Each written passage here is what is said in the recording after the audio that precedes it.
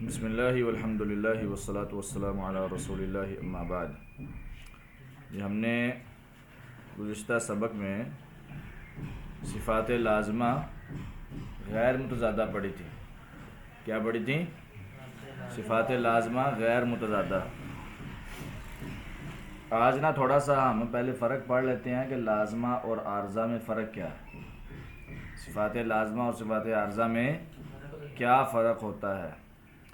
تو مین فرق پہلے بھی تقریباً آپ کے علم میں ہیں، لیکن چلیں پہلے ذرا علیحدہ بیان ہوئے تھے، اب اکٹھے لکھ لیں، ٹھیک ہے۔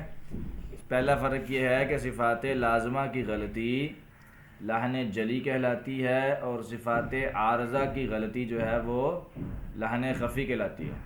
سمجھ آ رہی ہے؟ بولو، صفات لازمہ کی غلطی کیا ہوتی ہے؟ لحن جلی، اور صفات عارضہ کی لحن خفی۔ لکھ لیا؟ دوسرا فرق کیا ہے؟ دوسرا فرق یہ ہے کہ صفات لازمہ کسی نہ کسی سبب پر موقوف ہوتی ہیں، کسی نہ کسی سبب پر موقوف نہیں ہوتی ہیں، اور عارضہ جو ہے وہ موقوف ہوتی ہیں۔ عارضہ جو ہیں وہ موقوف ہوتی ہیں۔ کیا مطلب ہے؟ صفات عارضہ کے اندر مثال کے طور پر غنہ آتا ہے نا، اب غنہ کسی نہ کسی سبب پر موقوف ہے، یعنی اس کا سبب پایا جائے گا تو غنہ ہوگا، اگر سبب نہیں ہوگا تو غنہ۔ مثال کے طور پر اگر نون مشدد ہے تو غنہ ہوگا، اگر نون مشدد نہیں ہے تو غنہ نہیں ہوگا۔ اسی طرح نون ساکن کے بعد اگر حرف ہلکی آ جاتا ہے تو اظہار ہوگا، اگر حرف ہلکی نہیں آتے تو اظہار نہیں ہوگا، یعنی سبب ہے نا۔ تو صفات عارضہ جو ہیں وہ سبب پر موقوف ہوتی ہیں، صفات لازمہ جو ہیں وہ کسی سبب پر موقوف نہیں ہوتی ہیں۔ آئی سمجھ بات؟ تیسری چیز یہ ہے کہ صفات لازمہ جو ہیں وہ تمام حروف میں پائی جاتی ہیں، صفات لازمہ تمام حروف میں پائی جاتی ہیں، اور صفات عارضہ جو ہیں وہ بعض میں پائی جاتی ہیں، بعض میں نہیں پائی جاتی۔ ٹھیک ہے؟ بولو، صفات لازمہ تمام حروف میں پائی جاتی ہیں، اور عارضہ بعض میں پائی جاتی ہیں اور بعض میں نہیں پائی جاتی۔ اور چوتھا اور آخری فرق یہ ہے کہ صفات لازمہ حروف میں ہر وقت اور ہر حال میں پائی جاتی ہیں، لیکن عارضہ جو ہیں وہ کبھی پائی جاتی ہیں اور کبھی نہیں پائی جاتی۔ اچھا، مشہور صفات عارضہ جو ہیں وہ ہیں کتنی؟ تقریباً جو ہیں وہ 12 کے قریب ہیں۔ کتنی ہیں جی؟ 12 کے قریب۔ لکھ لیں ذرا جلدی سے۔ تفخیم، ترقیق، ادغام، اقلاب۔ لکھیں جلدی کریں۔ تفخیم، ترقیق، ادغام، اقلاب، اظہار، اخفاء۔ اظہار، اخفاء، غنہ زمانی، غنہ زمانی، صلہ، تسہیل، ابدال، حذف، مد فرعی۔ صلہ، تسہیل، ابدال، حذف اور مد فرعی۔ دوبارہ تو، تفخیم، ترقیق، ادغام، اقلاب، اظہار، اخفاء، غنہ زمانی، صلہ، تسہیل، ابدال، حذف اور مد فرعی۔ کتنی ہوگی؟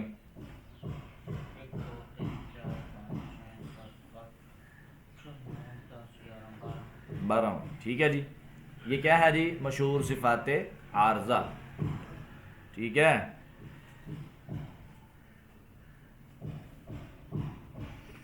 صفات عارضہ کی تعریف کیا ہے جی؟ ایسی صفات جو حروف میں کبھی پائی جائیں اور کبھی نہ پائی جائیں۔ ایسی صفات جو حروف میں کبھی پائی جائیں اور کبھی نہ پائی جائیں، اور اگر یہ صفات ادا نہ ہوں تو حرف تو وہی حرف ہی رہتا ہے، مگر اس کا حسن و زینت باقی نہیں رہتا۔ ایسی صفات جو کبھی حروف میں پائی جائیں اور کبھی نہ پائی جائیں، اور اگر یہ صفات ادا نہ ہوں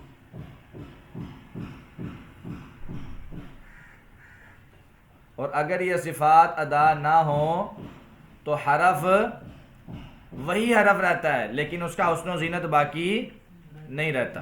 یہ اس کی تعریف ہے.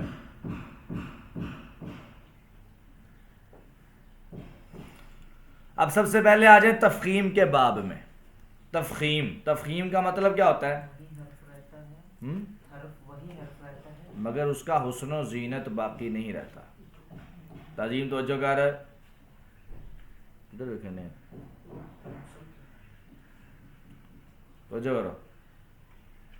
صفات عارضہ کی آپ نے کس اقسام پڑھی ہیں، اس میں سے پہلی کیا ہے؟ تفخیم. پہلی کیا ہے؟ تفخیم. اب تفخیم کے اندر دو چیزیں آتی ہیں، لام اور را. لام اور را. لام بھی موٹا ہوتا ہے اور را بھی. اچھا، لام کب موٹا ہوتا ہے اور را کب موٹی ہوتی ہے؟ ٹھیک.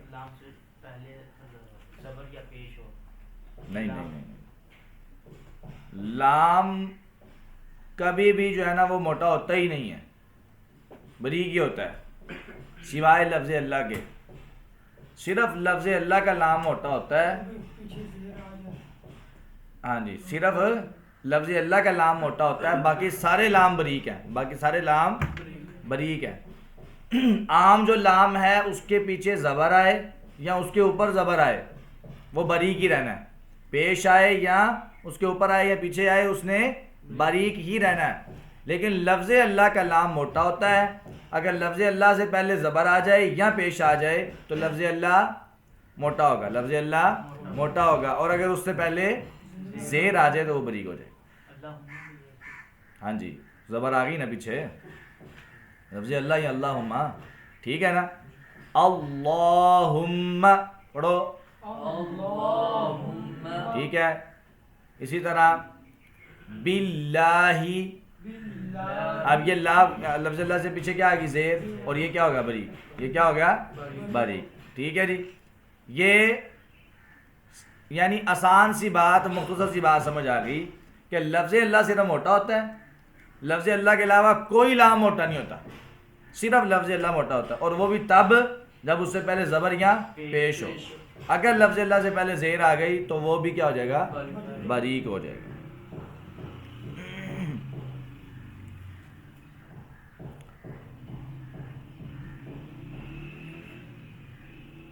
آگے آ جائیں را کی حالتوں میں. جی، را میں عموماً 3 حالتیں بیان کی جاتی ہیں. را کبھی موٹی ہوتی ہے اور کبھی باریک، اور کبھی کبھار اس میں دونوں حالتیں پائی جاتی ہیں. یعنی موٹی بھی پڑھ لو، باریک بھی. اور اس کی صورتیں ہوتی ہیں کہ وقف میں موٹی ہوگی یا وصل میں موٹی ہوگی. ٹھیک ہے، یہ چیزیں ہوتی ہیں. جی نہیں، دروازہ بند کرو. را کے اندر عموماً کتنی حالتیں پائی جاتی ہیں؟ 3. تفخیم، ترقیق اور دونوں ہی، جس کو مختلف فی کہتے ہیں. جس کو کیا کہتے ہیں؟ مختلف فی. یعنی موٹی بھی ہوگی، باریک بھی. وقف میں موٹی ہو جائے گی، وصل میں باریک ہو جائے گی. ٹھیک ہے، یا وصل میں موٹی ہو جائے گی، وقف میں باریک ہو جائے گی. اس طرح کر کے ہوگا. ٹھیک ہے نا، سمجھ نہیں آ رہی بات؟ تو اس حالت کو کیا کہتے ہیں؟ مختلف فی. کیا کہتے ہیں؟ مختلف فی.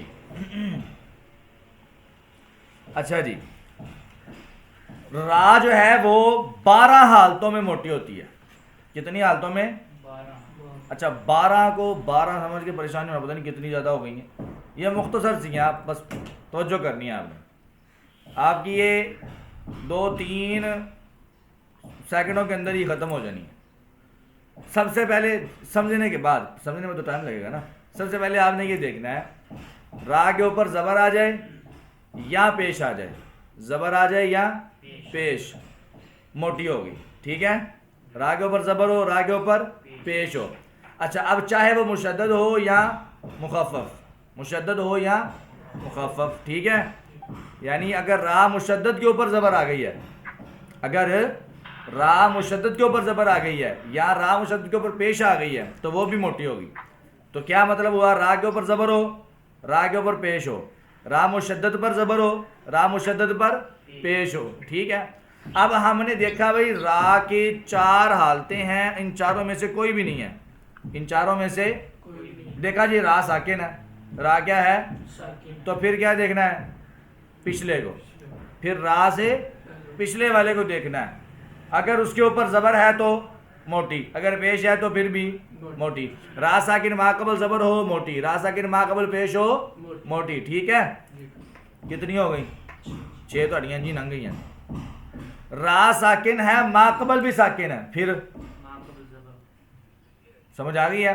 را ساکن ہے, ما قبل بھی ساکن ہے, اس سے ما قبل کو دیکھنا ہے. اس سے ما قبل زبر ہو پھر بھی موٹی, پیش ہو پھر بھی موٹی. کنیاں ہوگی؟ ہمیں بورا تو سن کے پریشان ہو گئے. ہاں جی,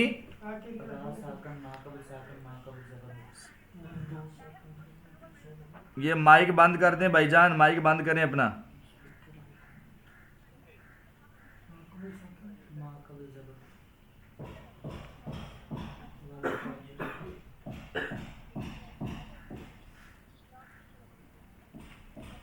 جی کتنی ہو گئی ہیں جی؟ 8. باقی کتنی رہ گئی ہیں؟ 4. اب آپ نے توجہ کرنی ہے تھوڑی سی. را ساکن ہے لیکن ہم نے ما قبل دیکھا جی, ما قبل نہ زبر ہے اور نہ پیش ہے, بلکہ کسرہ آ گیا. بلکہ کیا ہے؟ لیکن کسرہ عارضی ہے, کسرہ اصلی نہیں ہے. کسرہ عارضی ہے, اصلی نہیں ہے. یعنی عارضی کا مطلب کیا ہوتا ہے؟ عارضی کا مطلب کیا ہوتا ہے بھلا؟ پہلے یہ سمجھیں. عارضی کہتے کسے ہیں؟ عارضی اس کو کہتے ہیں کہ جو ایک حالت میں ہو اور دوسری حالت میں نہ ہو. مثال کے طور پر وقف میں, اچھا آگے ملائیں گے تو پھر حرکت آئے گی, اگر آگے نہیں ملائیں گے اصل میں اس لفظ پہ حرکت نہیں ہے. فعل امر ہے نا, مثال کے طور پر فعل امر, فعل امر کا آخر کیا ہوتا ہے؟ ساکن. فعل امر کا آخر کیا ہوتا ہے؟ ساکن. اسی طرح وہ والے حروف جن کا آخر ساکن ہے, ان, ان, من, من, ٹھیک ہے, یہ سارے ان کا آخری حرف کیا ہے؟ ساکن. یہ اصل میں کیا ہے؟ ساکن. ان کے اصل پہ کوئی حرکت نہیں ہے.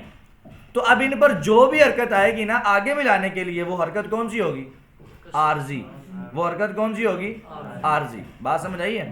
اس کو عارضی حرکت کہتے ہیں. یعنی اصلی حرکت نہیں ہے. اصل کیا ہے؟ ساکن. اصل کیا ہے؟ ساکن. اصل ساکن ہے, تو جو آگے ملانے کے لیے حرکت آئے گی نا وہ عارضی حرکت ہوگی. وہ کون سی حرکت ہوگی؟ عارضی حرکت. تو را ساکن ما قبل کسرہ عارضی آ جائے, ما قبل کسرہ عارضی آ جائے. نہیں سمجھے بات؟ یعنی جو ما قبل کسرہ ہے وہ اس حرف کا اصل میں کسرہ نہیں ہے, وہ صرف آگے ملانے کے لیے کسرہ ہے. مثال کے طور پر الا من ارتضی من رسول. من نون ساکن ہے اصل میں کہ نہیں؟ نون ساکن ہے کہ نہیں؟ نون ساکن ہے اصل میں, تو نون ساکن ہے. لیکن ارتضا کی را بھی ساکن تھی, تو چونکہ اگلے حرف کا, اگلے کلمے کا پہلا حرف بھی ساکن ہے اور اس کا بھی آخری حرف ساکن ہے. جب 2 ساکن آ جائے تو پھر ہم پہلے کو کیا دیتے ہیں؟ حرکت. پہلے کو کیا دیتے ہیں؟ حرکت دیتے ہیں. وہ آگے جا کے مکمل بیان پڑھیں گے. اچھا آگے ملانے کے لیے ہم نے نیچے کیا دے دی؟ کسرہ. کیا دے دیا؟ کسرہ. لیکن اب یہ کسرہ اس کا اصلی نہیں ہے. کسرہ اس کا اصلی نہیں ہے, عارضی ہے. چونکہ اصل کیا ہے؟ سکون. اصل کیا ہے؟ تو اگر کسرہ عارضی ہو تو پھر بھی را موٹی ہوتی ہے. پھر بھی را کیا ہوتی ہے؟ موٹی ہوتی ہے. بات سمجھ نہیں آ رہی؟ را ساکن ما قبل کسرہ عارضی آ جائے, ما قبل کسرہ عارضی آ جائے. کتنی ہوگی؟ 9. کتنی ہوگی؟ 9. را ساکن ہے, ما قبل کسرہ تو ہے لیکن دوسرے کلمہ میں ہے. ما قبل کسرہ تو ہے لیکن دوسرے کلمہ میں ہے. جس طرح یہی مثال ہے من ارتضا والی. من علیحدہ کلمہ ہے, ارتضا علیحدہ کلمہ ہے. من علیحدہ ہے, ارتضا علیحدہ ہے. ما قبل کسرہ دوسرے کلمہ میں چلا جائے گا تو پھر بھی را کیا ہو جائے گی؟ موٹی. پھر بھی را کیا ہو جائے گی؟ موٹی ہو جائے گی. نہیں سمجھے بات؟ کتنی ہو گئی؟ کتنی حالتیں ہو گئیں؟ 10 ہو گئی. 11ویں دیکھیں جی. را ساکن ما قبل کسرہ تو ہے, ما قبل کسرہ تو ہے لیکن ما بعد حرف مستعلیہ بھی آ گیا اسی کلمہ میں. ٹھیک ہے, را ساکن ہے, ما قبل کسرہ ہے, لیکن فوری اس کے بعد کیا آ گیا ہے؟ مستعلیہ, موٹا حرف آ گیا. تو جب موٹا حرف آ جائے گا تو موٹے حرف کی وجہ سے را بھی کیا ہو جائے گی؟ موٹی ہو جائے گی. کیونکہ را کو باریک پڑھ کے اس کے بعد موٹا حرف پڑھنا مشکل ہو جائے گا. تو پھر اس موٹے حرف کی وجہ سے را کو بھی کیا کر دیا جاتا ہے؟ موٹا کر دیا جاتا ہے. سمجھ آ گئی ہے؟ را ساکن ما قبل کسرہ اور ما بعد حروف مستعلیہ اسی کلمہ میں کتنی ہو گئی؟ 11 ہو گئی. تو کنیاں رہ گئی ہیں؟ ایک رہ گئی. تو او کیڑی ہے؟ را مرامہ مضمومہ.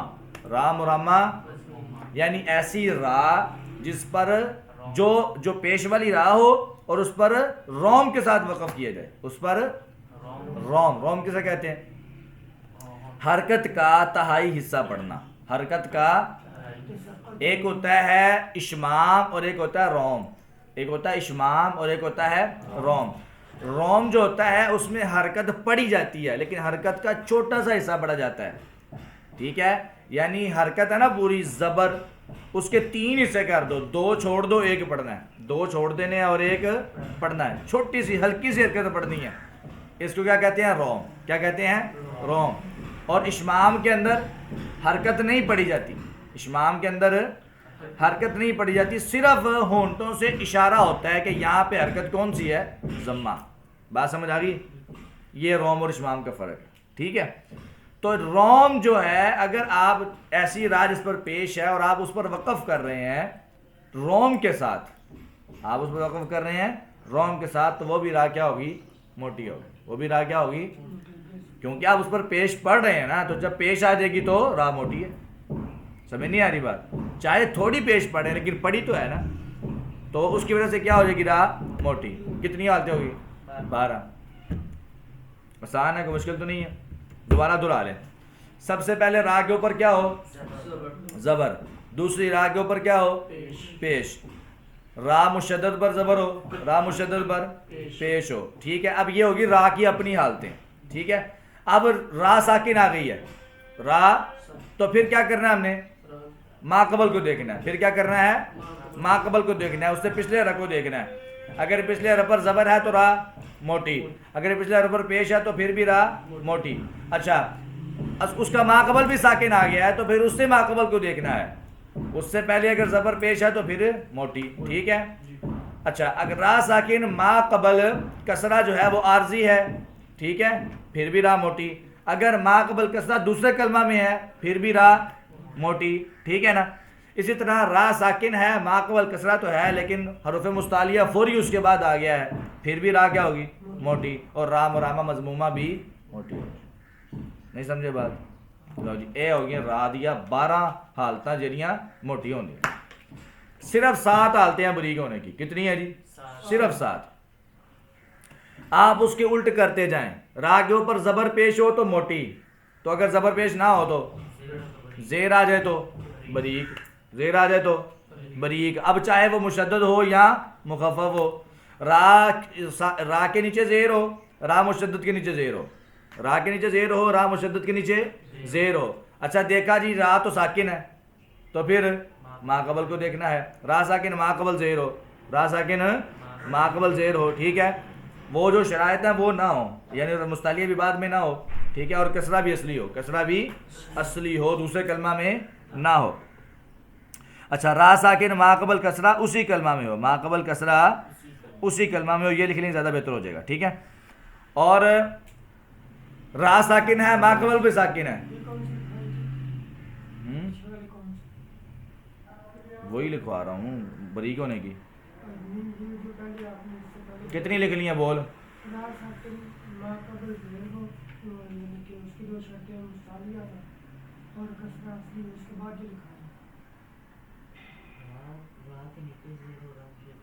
سادیاں گنوا کے نہیں. را کے نیچے زیر ہو، آگے ہاں را ساکن ما قبل زیر ہو اور حروف مستعلیہ نہ ہو اور کسرہ اصلی نہ ہو. اس کے بعد اے دے وچ ہی ہے، یہ علیحدہ نہیں ہے. ٹھیک ہے، را ساکن ما قبل کسرہ ہو اور ما بعد حروف مستعلیہ نہ ہو، یہ اس کے ساتھ ہی ہے. ٹھیک ہے، یہ علیحدہ نہیں ہے. کتنی ہوگی؟ 3 ہو گئی ہیں. اچھا، را ساکن ما قبل ساکن ہے اور ما قبل کسرہ ہے. ٹھیک ہے، را ساکن ما قبل ساکن ما قبل کسرہ ہے تو وہ بھی را بریک ہے. اسی طرح را ساکن ہے اور ما قبل یا ساکن ہے. را ساکن کے ما قبل کیا ہے؟ یا ساکن. ٹھیک ہے، تو یہ بھی را بریک ہے. یہ بھی کیا ہے؟ را بریک ہے. ما قبل یا ساکن آنا ہی را کو بریک کر دیتا ہے. اچھا، یا ساکن جو ہے وہ کتنے؟ وہ 2 زیروں کے برابر ہوتی ہے.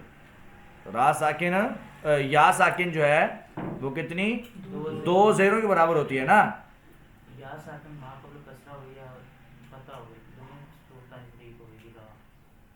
را ساکن کیا ہے؟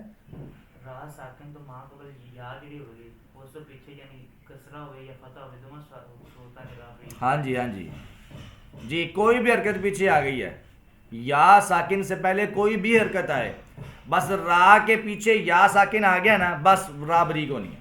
پیچھے چاہے اس کے ضمہ ہو، ضمہ تو آتا ہی نہیں ہے یا ساکن سے پہلے، فتح ہو یا کسرہ ہو، فتح ہو یا کسرہ ہو، را بریک ہی رہنی ہے، را بریک ہی رہنی. یعنی یا ساکن کا آنا ہی را کو بریک کرتا ہے. جب را ساکن سے پہلے ایک کسرہ ہو تو را بریک ہوتی ہے، تو اگر دو کسروں کے قائم مقام یا آ جائے تو را بریک نہیں ہوگی. ٹھیک ہے نا، را بریک ہوگی. بات سمجھ نہیں آئی؟ را ساکن ما قبل یا ساکن ہو، را ساکن ما قبل یا ساکن ہو. اچھا کتنی ہو گئی ہیں جی؟ 5 ہو گئی ہیں. چھٹی یہ ہے را ممالہ. را یعنی وہ را جس پر آپ امالہ کرتے ہیں، وہ را جس پر آپ امالہ کرتے ہیں. مج ریحا، مج ریحا. تو یہ را امالے والی جو ہے یہ بھی کیا ہوتی ہے؟ باریک. یہ بھی کیا ہوتی ہے؟ باریک. ٹھیک ہے. امالے کی تعریف کیا ہے بھلا؟ جھکاؤ، جھکا کر پڑھنا. فتح کو کسرہ کی طرف، فتح کو کسرہ کی طرف، الف کو یا کی طرف مائل کر کے پڑھنا. یہ لکھیں امالے کی تعریف. فتح کو کسرہ کی طرف، الف کو یا کی طرف مائل کر کے پڑھنا کیا کہلاتا ہے؟ امالہ. سمجھ آ گئی؟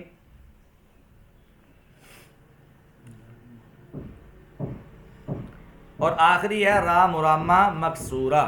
را مرامہ مکسورہ یعنی ایسی را کہ جس پر روم کے ساتھ وقف ہو رہا ہے لیکن اس کے را کے نیچے کیا ہے؟ کسرہ. را کے نیچے کیا ہے؟ کسرہ. کسرے والی را پر جب آپ روم کے ساتھ وقف کریں گے تو را بریک ہوگی. را بریک ہوگی. 7 پوری ہو گئی. 7 پوری ہو گئی.